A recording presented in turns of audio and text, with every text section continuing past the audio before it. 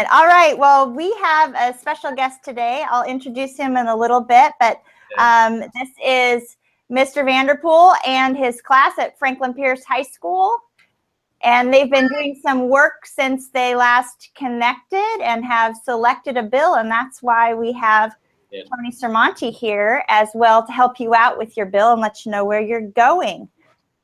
So do you have any questions before we start? I was going to just launch right into our bill since we have a guest with us today. I think we should just launch into the bills. Let's launch. Let's launch. Okay, so you have selected 5008-5008. It's a Senate bill. It's the Real ID bill. It has to do with driver's licenses. So I'm going to have, I know that I gave you an overview, but I'm going to have Tony give you an overview, and then I'm going to ask him some questions about how the bill was made, who made it, who wrote it, those kinds of things. And then you get an opportunity as well to ask him questions that that conversation piques in your minds. So just what is 5008, Tony? Well, Jenna, Senate Bill 5008, and there's also a House companion bill. So it started out as the identical bill in the House of Representatives, but the Senate bill is the one that is moving forward in the legislature. And it is really a result of many years of conversation with the legislature, with the governor's office, with many stakeholder groups, in response to a federal law that was passed in 2005. So this has been a long conversation across the country. The Congress in 2005 passed a law called Real ID, the Real ID Act, that really set some federal standards around what state driver's licenses and ID cards, the standards that they must meet in order to be acceptable for federal purposes. So when you think about, okay, what is a federal purpose? Well, a federal purpose ranges from getting on an airplane at SeaTac Airport or wherever. That's a federal function. Getting onto a military base, maybe getting into a secure area of a federal building. Maybe, this first started as a real impact for folks that work at Hanford over in Eastern Washington. People that work at Hanford, nuclear facilities were one of the first federal facilities to be affected by the Real ID Act. That was one of the first areas that was enforced. And so for many years now, we've seen conversation and some confusion and some anger, frankly, and about the Real ID Act. And there have been legislative proposals in the past that have not gone anywhere because there's some controversy around this for a lot of different reasons. Senate Bill 5008 is our state's plan this session, and it's been endorsed by the governor, Senator King, the chairman of the Senate Transportation Committee, and Representative Judy Cliburn, the chair of the House Transportation Committee. And it's a bill that I'm the primary worker on. And so I work very closely with those two chairs and many members of the legislature and the governor's office. Tony, can you tell us what your title is and your role? I forgot to do that. I'm the Policy and Legislative Director for the Department of Licensing. So the Department of Licensing is one of the governor's cabinet agencies. So my boss is appointed and reports to the governor. And when you think about the Department of Licensing, I think, you think about your license plates and driver's licenses. And so that's certainly one of our big roles in our state's transportation system. But we also collect the state's fuel tax, a couple $2 billion per year. The Department of Licensing has a really wide involvement in the transportation system, and this is one aspect of that. So this bill 5008 passed off the Senate floor with 45 yays, 45 yeses, and 4 nays. So that was an overwhelming majority. Yeah. And now it's going to the Transportation Committee in the House to be heard. And that's going to be on the 16th. Thursday. Thursday the 16th at 3:30. There will be a hearing now. So it was passed to the Senate, a hearing in the House. Now that Transportation Committee, is that considered both a policy and fiscal committee, or what will happen after that? Well, it is, Jenna. So, the Transportation Committee is one of the two fiscal committees. Well, there's a couple more in the House, I guess, but Transportation Committee is both a policy committee and a fiscal committee. And that's the committee I spend most of my time in.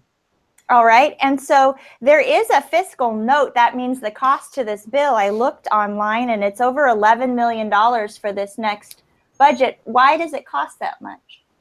Well, the Real ID fiscal note and the budget implications of the bill are tricky in that it's hard to predict human behavior. And when you're talking about new driver's licenses, new ID cards, or enhanced driver's licenses, and once Real ID begins to be enforced at commercial airports, that's really the driving factor of, for lack of a better term, the urgency of the bill this session. The federal government, Homeland Security, has said that they will begin enforcing Real ID requirements at commercial airports nationwide beginning in January of 2018. And pardon me if I get a little into the details here, but I think they're important. So January 1st, 2018, if your state, if a state is not compliant with Real ID or does not have a compliance extension, then folks from those states will have a heck of a time getting on an airplane. So if I just had a regular driver's license starting January 2018, if nothing happens, then I'd have to have a passport if I wanted to fly to Colorado and see my grandma. Correct. And so for states that are compliant with Real ID or that have a compliance extension, and I'll talk a little bit about that in a second, then it's not going to be enforced upon those states until 2020. So this bill does a couple things, and I'm getting a little off topic, but the bill really relies on our enhanced driver's license as our federally compliant document. Your enhanced driver's license was really created back in 2008. The state started issuing them in 2008 when the Olympics, the Winter Olympics, were in Vancouver, BC. So it was a way to help folks get across the border because the enhanced driver's license is fundamentally a travel document. It proves that you're a U.S. citizen. And so by virtue of having that, we're one of only 5 states to issue those. That really, I think, makes it easier on us to comply with Real ID in a way that keeps our current driver's license system as close to the way it is today as possible. Can I ask how many of you in this class, because I know a lot are seniors, how many of you have your driver's licenses? Can you raise your hand so we can see you? How many have driver's licenses? I see 2 hands. Do I see 2 hands? 3? So of the 3 of you, 4, okay, 1 just appeared. Of the 4 of you, how many of you have an enhanced driver's license versus just a normal driver's license? Does anyone have an enhanced driver's license? You have to pay more. Yay. Okay, our number 4 has an enhanced driver's license. What? No, you don't. You have some questions on? So what even is What? So it costs more, but what else? Right. What else do you have to do? What is the benefit of the enhanced license right now? Yeah, you gotta do fingerprints or pay more or. So to get the enhanced driver's license, you have to prove that you're a United States citizen. To get a standard driver, and this is going to get down a path of a lot of detail and politics, quite frankly. Washington is the only state now in the nation that does not require proof of legal presence in the United States to get a standard driver's license. Now, I'm speaking really metered because the words matter here. So, again, I'll say it again. Washington is the only state that does not require you to prove that you're in the United States legally to get a standard driver's license.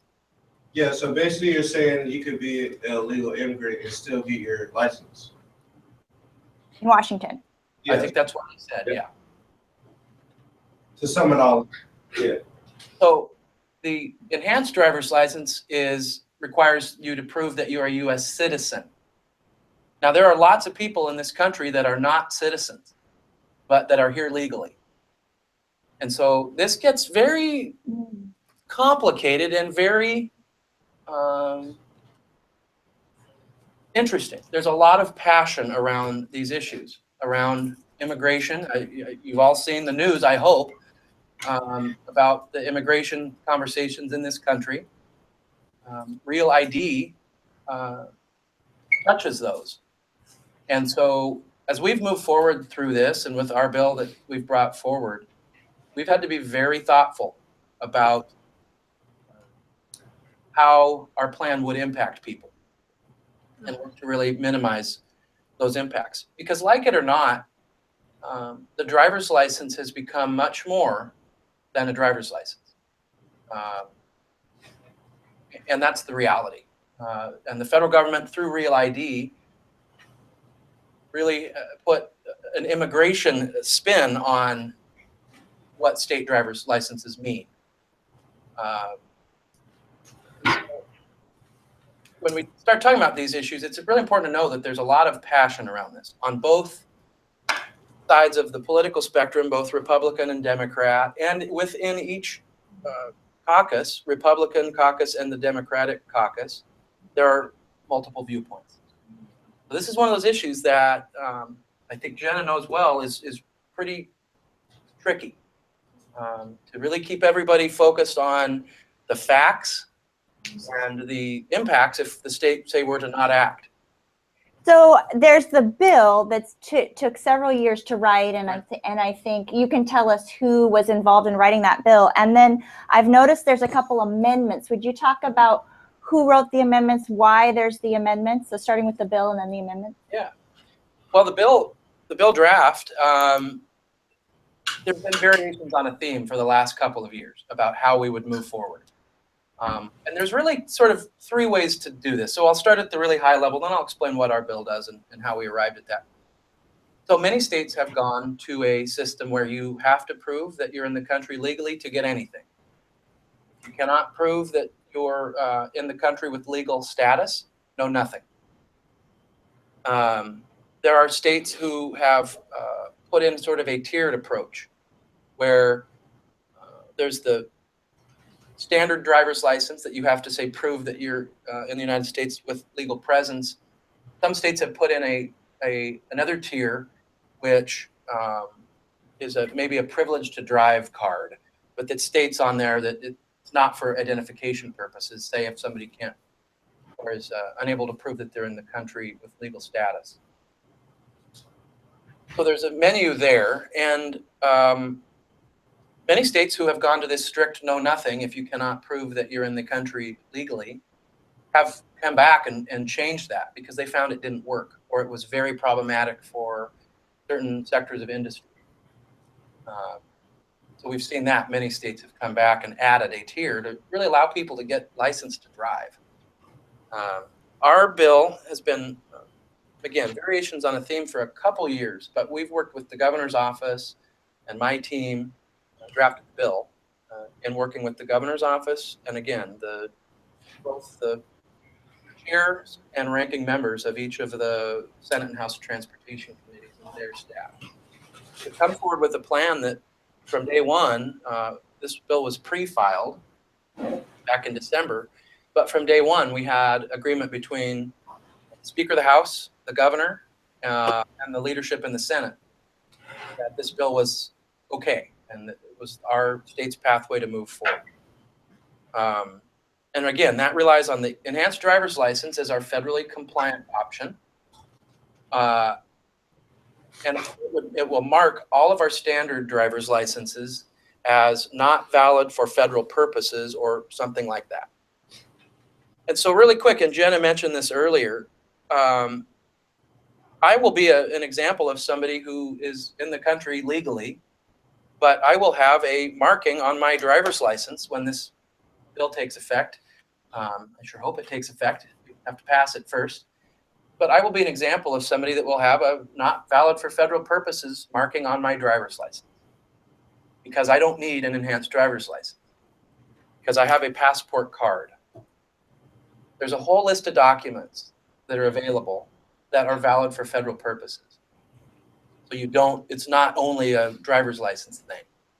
You can use your passport or your passport card for domestic travel, the passport card. or land or sea into Canada or Mexico. Military ID, if you're a child of a military service member, their dependent ID. There's a whole list of federally acceptable documents. So this bill is really our attempt to not force people into this or that. Rather just to provide them and to keep on keeping on, provide them with an option at the state level if they so choose, and that's the enhanced driver's license. What were the amendments Yeah. then? Because there's a couple amendments. Yeah, and one of the amendments is has to do with the price of the enhanced driver's license. Senator King, the prime sponsor of the bill in the Senate, and again, the chairman of the Transportation Committee, had an amendment to lower the price further than what our bill initially lowered it to. And that amendment hung on the bill. So the price under the bill will be $66 for 6 years. And that's only about $12 more than the standard license. So he was trying to help folks afford these things. We agreeable to the amendment. We think that it will help folks afford it clearly, but you know, Jenna knows this very well too. There are always consequences of nearly every action in the legislature. So everybody, raise your hand if you think it's a good idea to drop the price of the EDL, like Senator King did. Right? Good idea, right? I don't feel like this bill is good at all. Why? Just curious. It's fine. All right, so the bill is regulating on who can go on the airplanes by confirming that they're a citizen of the United States, am I correct? And basically, So again, remember we talked about the words really matter in this conversation? yeah, There are lots of people in this country legally that are not citizens. So they could be a citizen of another country, but then working here legally. Or for And then- whatever reason you're here, yeah, you can be here legally and not be a citizen. But to your fundamental question, folks who are not able to prove that they're in the country legally are going to have a difficult time obtaining a federally acceptable identification document. Which means they'll have a difficult time getting on an airplane unless they had a passport from a different country. Would that work? Correct. And you know, typically by virtue of that, Mhm. by having that passport from another country, you are in the United States legally by virtue of having that passport. Not everybody. Some people overstay their welcome, but in general, you're in the country legally if you have that passport. So why, if the people are paying for the driver's licenses, why is there an $11 million fiscal note again?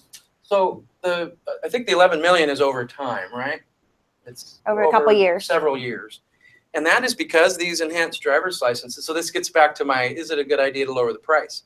And every action has a reaction here in the legislature usually.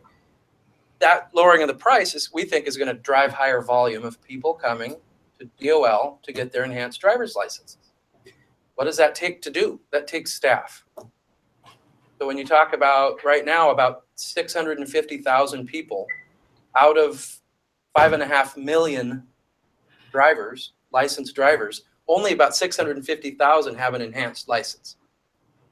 So that's a lot of people that don't have them, and a huge chunk of those folks will want one.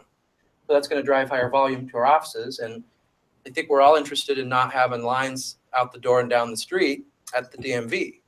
And so you have to add staffing and some other capability to address that. so what if you drive instead of taking an airplane?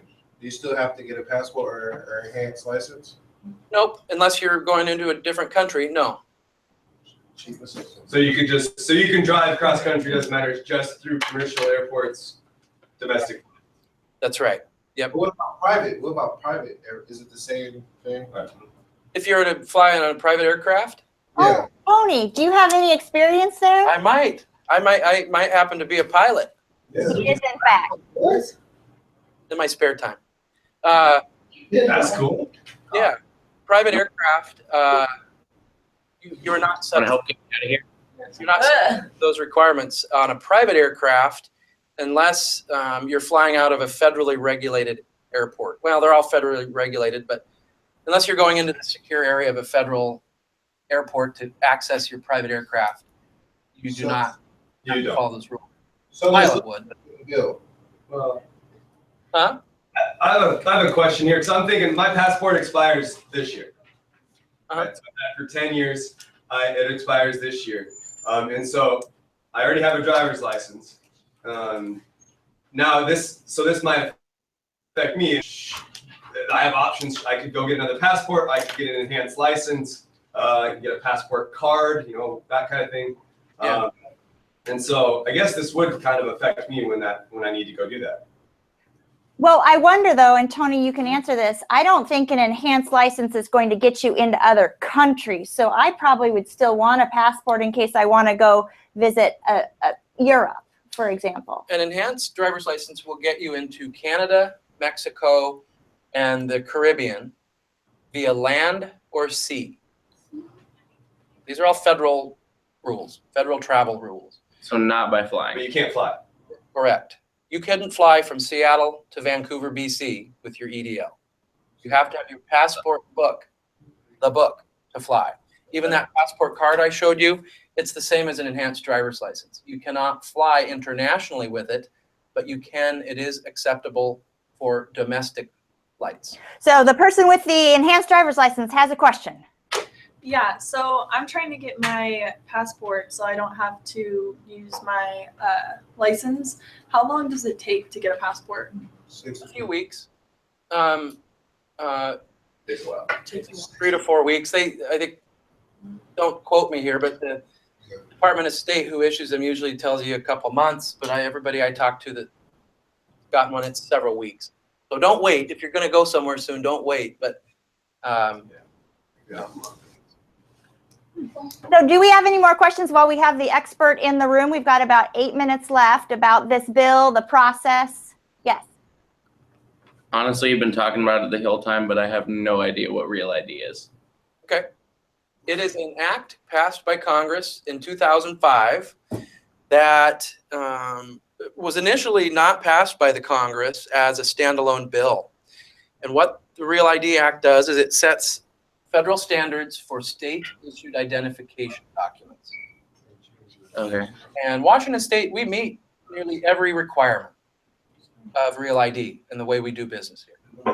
What we do not meet, and what the bill is about, and what the controversy is about, and what the battle for many years has been about, is marking our state driver's licenses and ID cards as not compliant for federal purposes if Okay. the Got it. person applying for it cannot or does not wish to prove that they're in the U.S. legally. That is what the roadblock in our state has been in terms of some passion and some interest on both sides. So that's fundamentally what it was. It was passed back in 2005, and it's taken them a long time to fully enforce it. So Tony, you described to me how Washington is making sure that you are not singling out people who are not here legally. Can you reiterate that? Sure. That was one of our values and the values of the governor in moving this forward, and many legislators, was to not have the driver's license or have the bill crafted in such a way that we put a scarlet letter or a mark on only those folks who maybe aren't in the United States legally. Think what you want about the immigration debate in this country and all of those things, but our driver's license is an immigration document. It never has been, and we don't intend for it to ever be. It is a driver's license. It is an identification document. We want to know that you are who you say you are, and we do a good job with that. So our bill marks all of our standard driver's licenses as not valid for federal purposes. And we're able to do that because we're one of few states that offers an enhanced driver's license, and that is valid for federal purposes. Question in the back. So you said people here legally. So what's the difference from, say, 70 odd years ago when Black people came over here by ship and was forced? Would they be legally or illegally versus someone who is coming here for a better future in their family Well, and not being? so the immigration debate is one that I'm not going to go into. But it evokes passions, very real and very genuine passions. Basically, is the bottom line, if you're born here, you are a citizen and here legally? Is that the Yeah, I mean, general? yeah, I couldn't quite get the question. Was it what makes I just want to know the difference on if someone came here willingly and someone forced. Well, so there are lots of immigration laws and, for lack of a better term, categories. There are folks that maybe were forced to come to the United States for whatever reason, and there's pathways to political asylum for those folks, pathways to become U.S. citizens or legal permanent residents. If you're born in the United States, you are inherently a citizen of the United States. There's a policy in place called Deferred Action for Childhood Arrivals, DACA. There's a lot of different pathways to legal presence in the United States, and it's not only citizenship. And I think generally, if you're born here, you're a citizen. That's the most prevalent way to be a citizen. But I just want to leave you with one thing, and if there's another question, that's fine. But I want to leave you with one thing, if I can, on this, and that is that words matter in this conversation about immigration in this country, and as it relates to Real ID and the conversations I have, but in the conversations we all have every day, we should keep in mind that there are a lot of folks here in our country that have every right to be here and are here legally, but are not citizens. So keep that in mind. It's not only a citizenship deal. There's a lot of folks here legally that are not citizens, and you should keep that in mind. So we just have 3 minutes left, and actually there's an action item because we are having a hearing on this on Thursday. So does your class have a position on this bill? Do you want to have me sign in for you in this hearing, either for or against or with concerns on this bill? Or would you like me to just attend and send you the video clip of the hearing and the discussion that happens around the bill? Perhaps you've not had enough time to have a position on it. I would commend the bill. I would love to have her sign in favor of the bill. I bet. Yeah, Sure you would. What are you guys thinking? I'm saying with concern. With concern? So, you know, I don't want to force this conversation in 2 minutes. And so Mr. Vanderpool can email me all the way up till Thursday and let me know, because I am your lobbyist, if you want me to sign in for you. And so you can have that discussion. Does that sound acceptable, Mr. Vanderpool? Yeah, I think that's something that we can do. All right. Well, we have a deadline of Thursday for the hearing. And may I suggest? Mr. Vanderpool, you might also watch the Senate hearing, and Ms. Jones here can Send the clip. connect you with that. But the Senate hearing occurred several weeks ago on the bill, and that might be of some help to you folks. Question. So just real quick, since you work with the people that go around the DMV, can you tell them to be a little bit nicer? Well, do you deserve it? Sometimes. I will. If you I support mean, I get it. You got to deal with crappy people all day. I do it too, but like, I'll tell them that if you support my bill. maybe. Okay. Yeah, that's spoken like a true lobbyist right now. I'll pass that along. All right. We have 1 minute left. Anything else? I look forward to hearing from you. Yes. So for those people who are here legally but aren't citizens, how would that work for them with the whole enhanced ID thing? Great question. The folks that are in the country with legal status but aren't citizens will, by virtue of being in the country legally, will have a document that is federally acceptable. So whether that's their green card or their foreign country passport or their visa, they'll have a document that is federally acceptable. So will they be able to get an enhanced driver's license? No. Okay, You so have to they'll be a just citizen. they'll get on a plane with something else. Yep, they'll have a document that is valid by virtue of that. Okay, cool. All right, thank you. Thank you, Tony, for coming You're welcome. today. Thanks. Nice to meet you all. Thank you, Tony. Appreciate it, guys. Thanks, bye. Everybody wave. Bye. Beautiful time. Yeah.